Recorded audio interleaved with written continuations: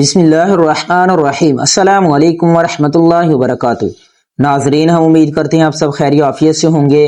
مدینہ منورہ وہ بابرکت شہر ہے جسے اللہ تعالیٰ نے اپنے محبوب نبی کریم صلی اللہ علیہ وآلہ وسلم کی ہجرت اور آرام گاہ بنایا۔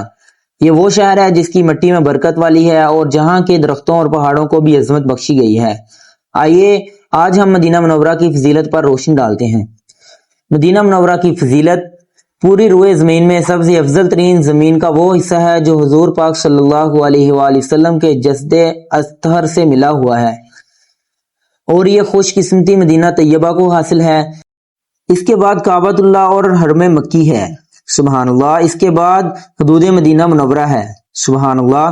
حضرت علی رضی اللہ تعالیٰ عنہ سے مروی ہے کہ حضور اکرم صلی اللہ علیہ وآلہ وسلم نے اللہ تعالیٰ سے دعا فرمائی، اے اللہ، حضرت ابراہیم علیہ السلام تیرے بندے اور تیرے خلیل تھے، انہوں نے اہل مکہ کے لیے برکت کی دعا فرمائی تھی، اور میں تیرا بندہ اور تیرا رسول ہوں، میں اہل مدینہ کے لیے برکت کی دعا کرتا ہوں، تو اہل مدینہ کو اہل مکہ سے دگنی برکت عطا فرما۔ چنانچہ آج مدینہ کی برکت لوگوں کی نظروں میں ہے، سبحان اللہ۔ مدینہ منورہ کی فضیلت یہ ہے کہ یہاں کی زندگی سکون اور ایمان کی تازگی کا باعث ہے، اور یہاں مرنے والا قیامت کے دن نبی کریم صلی اللہ علیہ وآلہ وسلم کی شفاعت کا امیدوار ہوتا ہے۔ اللہ تعالی ہمیں بار بار مدینہ طیبہ کی حاضری اور اپنے محبوب صلی اللہ علیہ وآلہ وسلم کی قربت نصیب فرمائے، آمین ثم آمین۔ جزاک اللہ خیرا، احسن الجزاء۔